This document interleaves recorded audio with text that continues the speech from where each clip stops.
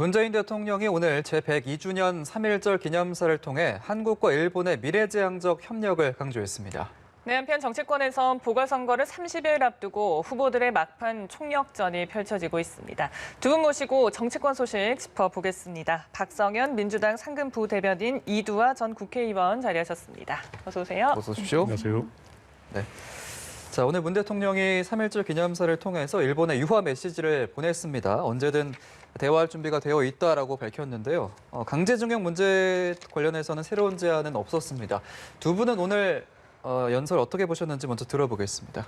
예, 문재인 정부의 한일 관계에 관한 기본 입장은 과거사는 과거사대로, 예. 그리고 미래는 미래대로, 이런 일종의 투 트랙으로 가야 된다는 것이 일관된 입장이었고요. 사실 이것이 이전에 아베 정부가 들어오기 이전에 일관된 한일 관계의 어떤 외교 기조였습니다. 양국이 다 인정한 기조였죠. 근데 이제 아베 정부가 들어오면서부터 과거사 문제를 현재의 어떤 외교 현황과 문제와 결부시키면서 이제 문제가 불거졌던 것이고, 예. 지금 현재의 문제의 핵심도 과거사 문제를 이유 삼아서 한국의 어떤 경제 제재라든지 이런 일종의 경제 도발을 해온 것이죠. 이제 그럼으로써 생긴 문제이기 때문에 현재 국면에서 이제 문재인 정부가 이번 3.1절 기념사에서 일견 유화 메시지라고 이렇게 해석될 수 있는, 예. 이런 3.1절 메시지를 이렇게 전한 것은 두 가지 배경입니다. 하나는 일본의 어떤 경제 침략을 할 수 있는 소위 말하는 반도체 핵심 부품에 대한 경제 제재, 이 부분을 지난 1년 동안 우리 국민들이 정말 잘 이겨냈어요. 그래서 심지어는 일본의 우이익 신문이라는 산케이조차도 숫자로 헤아릴 수 없는 피해를 입었다, 이렇게 이야기하지 않았습니까? 그래서 예. 상당 부분 우리가 부품 독립을 이뤄냈고요. 이런 자신감이 하나 배경이 있고, 또 하나는 이제 바이든 정부가 들어오면서 동북아 관계를 바이든 정부가 접근하는 방법 중에 하나로 키워드로 동맹을 이야기합니다. 핵심은 이제 한미일의 연합이겠죠. 그렇죠. 이제 이것을 통해 가지고 우리가 이제 대북 문제에 좀 더 유연하게 접근해 보자. 이런 계기로 아마 오늘 동계올림픽도 아마 언급하셨습니다. 그래서 이제 이런 두 가지 배경으로 과거사는 과거사의 반성과 사죄를 요구하되 미래는 외교적으로 풀어나가야 된다.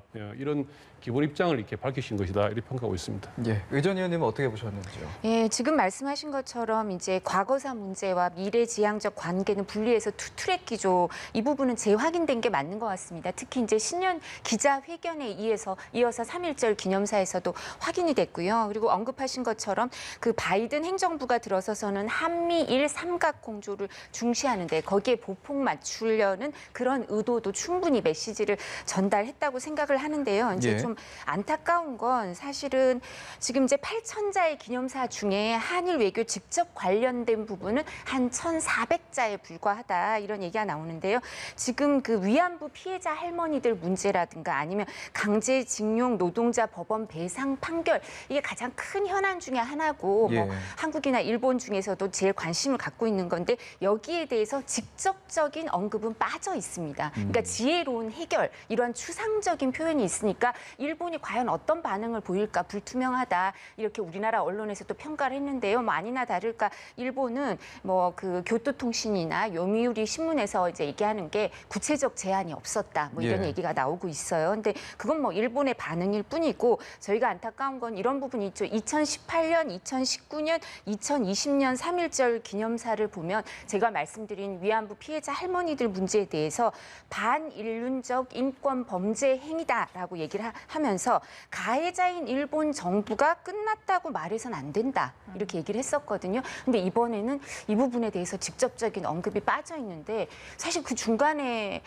이게 완전히 해결돼서 피해자인 할머니들이 이 부분에 대해서 만족했다, 이런 게 있는 건 아니에요. 그죠? 그래서 이런 부분이 구체적인 언급이 빠져 있고, 그런 부분은 안타깝다고 할 수밖에 없습니다. 근데 일본에 대해서 가까운 이웃이라고 하다가 중요한 이웃이라고 표현이 넘어선다든가, 이런 부분은 지금 말씀하신 것처럼 그냥 유화 메시지가 분명하다고 생각을 하는데요.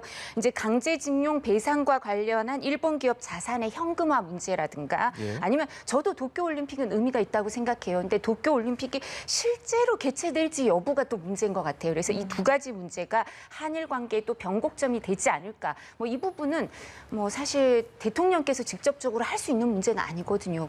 도쿄올림픽도 그렇지 않습니까? 예. 우리가 할 수 있는 부분은 아니니까. 근데 도쿄올림픽이 개최가 안 됐을 경우에 일본 문제로 그럼 일본 정국이 소용돌이 치겠죠. 그죠? 그리고 뭐 지금 그 스가 총리의 아들 문제도 있고 그죠? 그런 부분들이 있고 또 일본은 사실 코로나 문제로 대처를 잘 못했어요. 그래서 그렇게 높은 지지를 받고 있지 않기 때문에 한국 문제에 대해서 일본 정부가 또 자신들의 사정 때문에 얼마나 이런 부분을 좀 중점적으로 해결하려고 노력할지 이 부분도 좀 불투명한 것 같습니다. 예. 네, 알겠습니다. 자, 그럼 본격적으로 정치권 소식도 좀 짚어보려고 하는데요. 재보궐선거 이제 한 달여 남았습니다. 최근에 또 백신 접종이 시작이 되면서 관심이 쏠리고 있는데 혹시 뭐 접종 상황이 선거에도 영향을 미칠지 궁금해요. 예, 그 뭐 간접적으로는 영향을 미칠 수 있다 생각합니다. 예. 이게 어쨌든 이제 기다리던 백신 접종이 시작돼서 이제 우리 전 국민이 그 일상으로 돌아가는 이 대장정을 시작했지 않습니까? 그래서 지금 같은 그 예정된 속도로 간다 그러면은 정말 올 겨울 추위가 오기 전에 전 국민의 어떤 그 방역이 이제 좀 완성되지 않을까 뭐 이런 생각을 기대를 하고 있습니다. 그리고 이제 가장 큰 부분은 우리 국민들이 그 우리 방역 당국 그리고 정부의 그 코로나 대응에 대해서 상당히 신뢰를 하고 있다는 겁니다. 백신에 대한 신뢰뿐만이 아니고 그동안 우리 방역 당국에서 해온 여러 가지 조치에 대해서 상당히 많은 국민들이 일단 그 기본적으로 신뢰를 갖고 있거든요. 예, 그래서 이제 이런 부분이 초기에 현재 이제 보궐선거 부분에서 초기에 이제 야당이 주장하던 그 정권 심판론의 그 일부가 방역에 대한 대응이 좀 미흡하지 않느냐 이런 부분이 그 중요한 부분이 차지하고 있었는데 예. 지금은 이제 이 코로나 대응하는 정부의 어떤 그 신뢰를 획득함으로써 정권 심판론의 어떤 그 기본이 좀 이렇게 성립하지 않는 게 아니냐. 그래서 이제 야당의 어떤 정부에 대한 공격에 좀 예봉이 좀 많이 좀 약화됐다. 이런 측면에서는 그 코로나의 그에 대한 그 우리 국민의 그 신뢰가 표로서 나타나지 않을까 이런 생각을 하고 있습니다. 그런데 기본적으로는 우리가 이 코로나 문제와 그리고 백신의 문제는 철저하게 이제 과학적인 판단에 기초해야 되고요. 그리고 이제 우리 전문가들이 다 신뢰하고 있는 그 정은영 청장과 이제 우리 방역본부, 방역 당국에 대해서 신뢰하고 가는 것이 맞다. 그래서 이것을 정치권에서 사실 잘 알지도 못하는 비전문가들이 감나라 배나라 이렇게 간섭하는 것이 오히려 우리 방역에 도움이 안 된다, 방해가 된다 이런 생각을 하고 있습니다. 그래서 네. 이 문제는 물론 저희 그 보궐선거에 도움이 된다고 판단할 수 있습니다만은 정치적으로 판단할 문제는 아니다 이렇게 생각하고 있습니다. 알겠습니다. 각 당의 상황도 좀 살펴보죠. 먼저 민주당을 얘기를 해볼 텐데요. 오늘 오후에 이제 서울시장 경선 최종 예. 후보가 예. 결정이 되는데 그동안의 여론조사에서는 박영선 후보가 좀 앞서 있는 상황이었습니다. 조심스럽게 어떻게 예측을 하시는지요? 예, 저도 뭐 조심스럽게 말씀드릴 수밖에 없습니다만, 그 아무래도 이제 박영선 뭐 좀 전에 여론조사 결과도 이렇게 나온 거로 제가 언뜻 속보를 봤었는데, 네.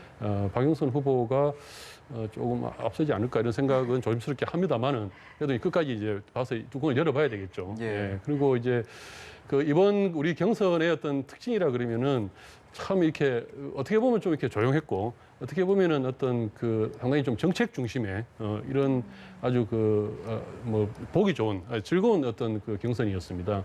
특히 이제 그 두 가지로 압축하라 그러면은 첫 번째는 박영선 장관의 업그레이드, 예. 두 번째는 그 우상호 후보의 그 의미 있는 민주당스러움에 대한 강조 뭐 이런 거였습니다. 그래서 예. 이제 그 다들 느끼시겠지만 이제 그동안 이제 장관을 오래 이제 하시고 돌아온 박영선 장관이 어떤 정책 이해도나 그다음에 이제 그 정책을 풀어나갈 수 있는 어떤 자신감, 특히 이제 중소벤처기업부 장관을 하면서 그 서울시의 많은 그 중소상공인들의 그 애환이나 이런 어려움들을 갖다가 직접 겪으면서 아주 구체적인 이야기를 하시는 이런 모습에서 상당히 좀 상당히 많이 업그레이드된 돌아왔다 이렇게 느낌을 갖고 있고요. 그다음에 우상호 후보도 참 훌륭한 그 정치인인데 뭐 이제 여론이 그동안 잘 안 나왔었죠. 이건 안타까움이 있습니다만은 그럼에도 불구하고 이제 민주당스러운 공약, 민주당스러운 후보 이런 것을 강조를 했습니다. 그래서 예. 모든 조직은 다 그렇지만은 항상 조직은 원심력과 그 구심력이 이렇게 균형을 이루어야 됩니다. 그래서 자신의 정체성을 분명히 하면서도 또 확정력을 가져야 되는 것이죠. 그래서 이제 그런 의미에서 이제 두 분의 토론을 민주당스러움이라는 그 프레임으로 또 제시함으로써 토론을 풍부하게 만들었고, 그래서 이제 이번 경선은 전체적으로 누가 승리하든 간에 우리 민주당 지지세를 그대로 유지하면서 확장성도 갖는 이런 좀 성공적인 경선이 되지 않을까 이렇게 생각하고 있습니다. 네, 정책 중심의 경쟁이었는데 조심스럽게 박영선 후보의 또 승리를 점쳐주셨습니다. 오전에 또 하나의 이슈가 있었습니다. 그 제3지대 단일화가 이뤄졌습니다. 안철수 대표로 정해졌는데요. 그 과정과 결과 좀 서로 윈윈하는 그런 단일화였다고 보시는지요? 예, 사실 이제 안철수 그 국민의당 대표와 뭐 이제 이렇게 금태섭 전 의원 사이에 이제 누가 제3시대 후보로 될 거냐는 거의 이렇게 다 예측이 가능했던 것 같습니다. 그래서 예. 이제 안철수 후보가 될 거라고 생각을 했는데, 근데 사실 이 부분이 신선했던 것 같아요. 제3지대 경선을 현실화하고 그래서 신선한 반전이 있었던 것 같고요. 왜냐하면 그 전에는 야권 단일화 그래서 안철수 후보랑 국민의힘의 후보들이 어떻게 단일화를 할 건가? 뭐이 얘기만 계속하면서 좀 피로도가 이제 있었거든요. 근데 제3지대 경선을 하면서 안철수 후보도 이제 하고 싶은 얘기를 국민의힘 후보들만 토론회를 하는 게 아니라 안철수 후보하고 금태섭 후보가 토론회를 하면서 본인들의 존재감을 또 따로 보여주니까 네. 피로도가 좀 줄어든 게 아닌가 싶고요. 예. 이제 안철수 후보에 대해서는 또 앞으로 계속 말을 많이 할 기회가 있을 테니까 네. 금태섭 후보에 대해서 얘기를 조금 하자면 언론 제목 중에 그런 게 있더라고요. 졌지만 잘 싸웠다. 젖잘싸, 뭐 금태섭 이렇게 얘기를 하는데 예. 정치적 자산을 많이 얻었죠. 국회의원 한 번 하신 거거든요. 지역구 네. 국회의원 한 번 하고 나서 사실은 탈당했잖아요. 민주당에서 여러 가지 어려움이 있으셔가지고 탈당해서 이제 소신 있는 목소리를 내다가 못 견디고 탈당하시고 당 조직도 없는 후보가 이렇게 서울시장 선거에서 존재감을 보이고 그다음에 패배에도 불구하고 이변은 못 만들었죠. 그죠? 저희 예측한 대로 결과가 나왔지만 패배에도 불구하고 제3지대를 대표하는 정치인 이런 얘기도 듣게 됐으니까 이제 사실은 그리고 이게 보궐선거 끝나고 나서는 야권 정계 개편을 할 때 역할에 대해서 계속 지금 러브콜을 받게 됐거든요. 그러니까 본인은 국회의원 한 번 하시고 업그레이드를 진짜 하신 거죠. 좀 전에 박영선 장관이 업그레이드 했다는데 제가 생각에 박영선 장관은 별로 존재감이 없었기 때문에 체급을 상승시켰다고 인정받기는 조금 어렵지만 체급이 상승됐다고는 정말 금태섭 후보에 대해서 누구나 인정을 할 거예요. 국회의원 한 번 하셨는데도 불구하고 대선 주자와 1대1 토론을 하면서 이제 체급이 상승된 게 확인이 되고요. 그리고 좀 전에 우상호 후보에 대해서 민주당스러운 후보라고 해서 그 부분에 대해서 제가 이제 금태섭 후보에 대해서는 정리 말씀을 드렸고요. 네. 우상호 후보에 대해서 민주당스러운 후보라고 하면 아마 여성단체에서 조금 항의가 들어올 수 있을 것 같은데 내가 박원순이고 박원순이 나다 롤모델이다 뭐 이런 얘기를 하셔가지고 가족들 그 박원순 전 시장의 유족들에게 개인적인 뭐 조문이라든가 조의를 표하는 건 좋지만 그거를 공개적으로 하셔서 그 부분에 대해서 2차, 3차 가해 그리고 피해자와 피해자 가족들이 항의를 많이 했거든요. 변호인들이랑. 예. 그래서 그게 민주당스럽다고 하시면 조금 이제 어폐가 있지 않을까. 민주당은 여성과 소수자 인권을 위해서 항상 앞서왔다고 얘기를 하셨던 부분이 있기 때문에 그리고 일정 부분 역할을 하신 거 저도 여성으로서 인정을 하거든요. 그래서 우상호 후보 저도 개인적으로 만나보면 좋은 분이라고 그전에 생각을 했었는데 이번에 서울시장 선거하면서 이런 글을 올리신 거는 정말 이제 깊이 이 부분은 사죄하고 반성해야 될 일이 아니신가 싶습니다. 예, 알겠습니다. 제3지대 경선 결과를 좀 설명해 주셨는데 이제 범야권의 최종 후보가 결정이 되려면 관문이 하나 더 남아 있습니다. 이제 4일에 국민의힘에서도 최종 후보가 결정이 되면 그 이후에 또 단일화 논의가 있을 텐데 어떻게 난항이 예상되시나요? 아니면 좀 순조롭게 진행될 거라고 예상하시나요? 이제 사실 뭐 제가 남해당이 난항을 예상하면은 그것도 좀 사실 그 앞에 있는 두 차례의 어떤 그 경선은 사실 이렇게 큰 의미가 없는 것이죠. 그러니까 예. 금태섭 후보와 안철수 후보의 단일화도 뭐 예상했던 결과 뻔한 것이고요. 그 다음에 이제 국민의힘 안에서의 그 오세훈, 나경원 뭐 후보 대표적으로 이 이제 하나로 단일화하는 경선도 사실은 크게 어떤 뭐 시너지가 날 만한 이런 계기가 아니고요. 다음 마지막 남은 이제 그 경선에서 최종적으로 이제 야권 후보가 정해지는 이제 이것이 남은 것인데 저는 뭐 앞에 두 번의 그 경선도 사실 그렇습니다. 제3지대의 어떤 금태섭 안철수 후보의 어떤 그 단일화 과정도 제3지대의 어떤 그 단일화라고 하는데 과연 제3지대가 맞나요? 저는 이제 이번 경선을 보면서도 제3지대란 참 공허한 이야기다.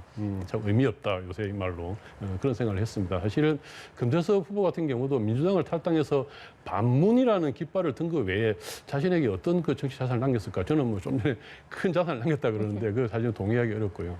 안철수 후보는 안 해도 되는 경선을 한번 한 것이죠. 예, 그래서 이제 별 의미가 없는 것이고, 그리고 이제 나경원 그 후보와 오세훈 후보는 지금 서로 자신의 어떤 그 상대방의 어떤 과거에 대해서 이제 공격하는 이런 이제 경선을 하고 있는데, 그 경선이 과연 그 상대방에 가는 화살인지 자기 자신이 오는 화살인지 참 구분이 잘 안 됩니다. 예, 서로 누구에게 책임을 물을 수 없는 이런 문제 가지고 서로 이제 싸우고 있다 이런 느낌이기 때문에, 과연 그 과정에서 국민의힘이 좀 이렇게 강화되거나 확장되거나 이럴 수 있을까? 그래서 결국 그 결과가 안철수 후보와의 어떤 단일화에서 국민의힘의 그 힘으로 이렇게 연결될까?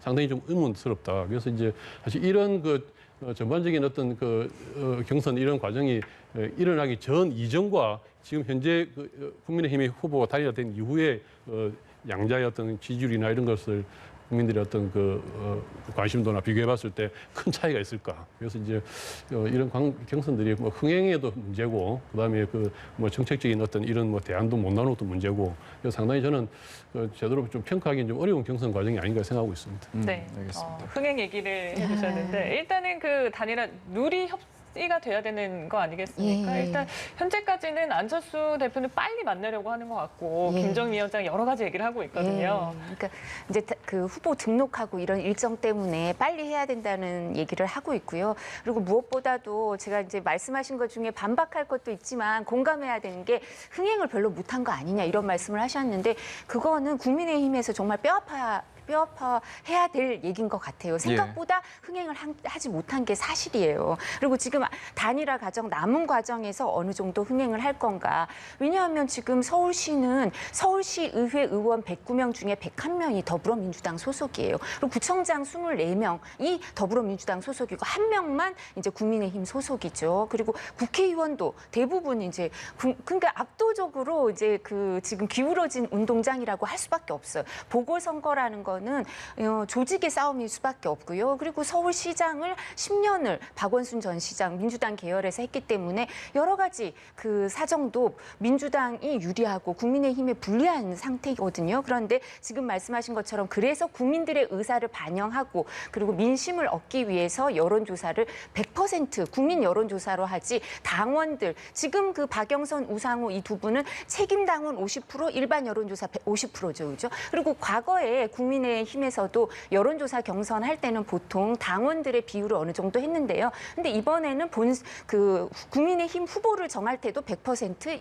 여론조사. 그리고 이번에 여기도 그 야권 단일화를 할 때도 범야권 단일화 안철수 쪽이랑 할 때도 그 비율은 안 변하겠죠. 이제 100% 여론조사를 할 텐데 그 과정에서 이제 설문조사 뭐 내용 이런 걸로는 조금 얘기가 있을 거예요. 적합도를 할 거냐, 경쟁력을 할 거냐. 예. 과거에 노무현 전 대통령과 정몽준 후보가 단일화할 때도 이거 갖고 여러 가지 얘기가 있었는데요. 근데 이런 과정에서도 무엇보다도 지금 여론조사를 해보면 서울 지역이나 이제 추세를 보면 야권에게, 그러니까 정권 심판 내지는 정권 심판까지는 아니더라도 정권을 견제해야 된다는 이런 여론조사가 상당 부분 있는 걸로 인정이 되니까 그런 국민들, 시민들의 힘의 압력을 받아서 제 생각에는 아마 경쟁력, 적합도를 다 반영하든지 해서 범야권 단일화가 뭐 아주 순탄하게 이루어지진 않겠지만 예. 저는 이루어질 가능성이 높지 않을까 싶습니다. 알겠습니다. 말씀해 주신 것처럼 이제 100% 시민 여론조사로 내일과 모레 국민의힘에서 최종 후보가 결정이 될 텐데, 그걸 앞두고 이제 마지막 합동 토론회가 오늘 열립니다. 예.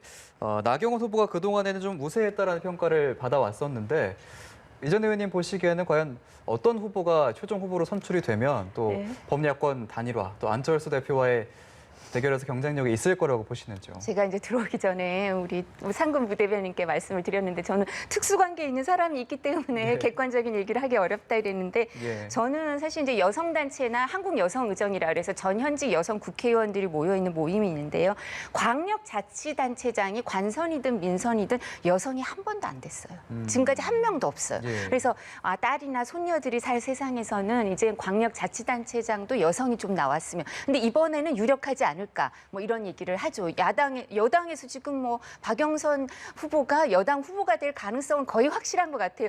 부대변인께서 오히려 말씀하기 힘들어하셨지만 그러니까 저희도 아마 지금까지 이제 시민 토론회 4번을 본선에서 토론회 4번을 해보니까 그 시민 판정단이라 그래서요. 당원들하고 일반인들이 1000명이 들어가서 판정을 하는 게 있는데 4번의 토론회 이제 1대1 토론을 3번 하고 합동 토론을 1번 했는데 이 모든 토론에서 나경원 후보가 전승을 했고요. 그리고 본선 경선 이제 예비 후보에서 본선 후보로 지금 정해질 때 4명으로 추려지는 과정에서도 나경원 후보가 여성 가산점을 받기 전에도 1등이었거든요. 이제 그래서 좀 유리하지 않을까라고 생각을 하고 있는데 이런 부분에 대해서 이제 또 다른 생각을 가지신 분들도 있겠죠. 저는 네. 특수관계가 있다고 미리 말씀을 좀 드렸습니다.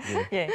글쎄요, 나경원 후보와 박영선 후보, 나경원 후보가 된다면 정말 차기 서울시장이 이제 여성이 되는 겁니다. 글쎄요, 여권에서는 어떤 후보가 나왔으면 할까요?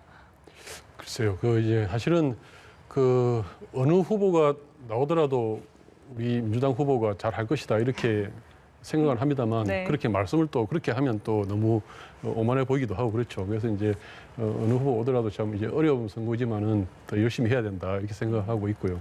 근데 특히 이제 나경원 후보 같은 경우는 이제 여성으로서의 어떤 그 장점 이런 부분들을 본인의 정치 과정에서 과연 그것을 발휘한 적이 있느냐 이제 이런 의문들은 분명히 있습니다. 그래서 이제 본인이 그 정치 캐치프레이즈로 독하게 섬세하게 이렇게 이야기를 했거든요. 그래서 이제 그 부분으로서 이제 과거에 본인이 해왔던 어떤 정치 과정, 특히 이제 원내대표 하면서 패스트트랙에서 어떤 그 강경한 투쟁을 주도하거나 황교안 대표와 같이 거리 투쟁을 했었죠. 예. 이렇게 쌓은 어떤 이미지 그리고 이제 본인이 자주 말씀하시는 여러 메시지 중에서 태극기 부대와 유사한 어떤 극우적인 이런 말씀들 이런 부분들은 과연 여성 후보로서 어떤 적합한가 이런 부분이 있는 거예요. 그는 이제 사실은 경선 과정에서도 오세훈 후보라든지 다른 후보들이 여러 번 지적을 했습니다. 그래서 이제 특히 조은희 후보 같은 경우는 독한 여성만 남고 섬세함은 없어진 거 아니냐 이런 지적까지도 했단 말입니다. 그래서 이제 과연 서울시가 정말로 이제 여성 어떤 그 광역단체장을 어떤 바란다 그러면은 정말 그 남성보다 훨씬 더 잘하고 정말 섬세하게 서울시를 챙길 수 있는 그런 여성을 선택하지 않을까 이런 생각을 하고 있습니다. 예, 알겠습니다. 앞으로의 보궐선거 과정은 좀 더 지켜봐야 될 것 같고요. 마지막으로 저희가 짧게 현안 하나를 더 짚어보겠습니다. 이 가덕도 신공항 특별법이 국회 본회의를 통과했는데요.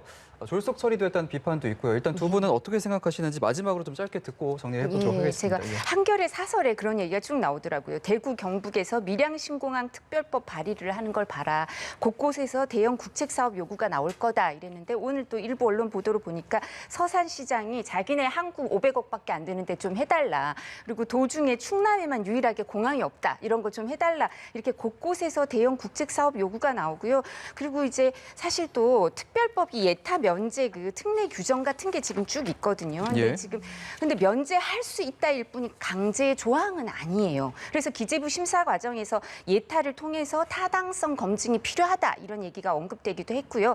그리고 사실 박수현 위원장이랑 이제 민주당 소통위원장이시잖아요. 홍보 소통위원장 이 얘기를 쭉 하니까 예타나 이런 게 다 포기 안 할 거다 이런 얘기를 하시던데요. 그럼 예타 포기 말고 사전 타당성 조사도 좀 엄격하게 해서 꼼꼼히 해야 될 필요가 있다. 특별법이 절차를 간소화했지 다 건너뛰라고 하진 않았다. 이런 얘기가 있고요. 또 법안 심사 막바지에 환경 영향 평가가 들어갔어요. 이 부분도 철저히 할 필요가 있는 거 아니냐. 면제된 인허가 규제 항목만 31개인데 이걸 반드시 면제해야 된다는 건 아니거든요. 그래서 이런 부분에 대해서 아직 남아있는 심사 과정이 있으니까 이제 박수현 소통위원장님 말씀처럼 다 포기하는 거 아니다. 할 거다라고 얘기하셨으니까 안전성 문제가 대두되고 있으니까 꼼꼼히 살펴볼 남아있는 과정에서는 좀 꼼꼼히 살펴볼 필요가 있을 것 같습니다. 예, 이에 대해서 좀 정리해 주시죠. 예. 일단 예타 면제, 사전 타당성 면제 이제 이런 부분들은 이 사업이 사실은 이제 여러 번 이야기합니다만은 이제 15년이 넘은 사업이었고요. 그동안 이제 이런 예타나 사타 정도의 어떤 검증 이것은 이명박 정부 때, 박근혜 정부 때 수차례 있어 왔습니다. 그래서 이제 지금 이 사업이 새롭게 어떻게 제기돼 가지고 여러 전문가들이 참여해 가지고 뭘 조사를 해야 되는 이런 수준의 사업이 아니라는 것을 먼저 말씀을 드리고요. 그다음에 이제 사전 타당성 조사의 핵심적인 부분은 주로 이제 입지 문제입니다. 이것도 마찬가지로 뭐 좀 말씀드렸습니다만은 여러 번 논의 끝에 가덕도 공항의 어떤 장단점이 다 분석이 돼 있는 상태고요.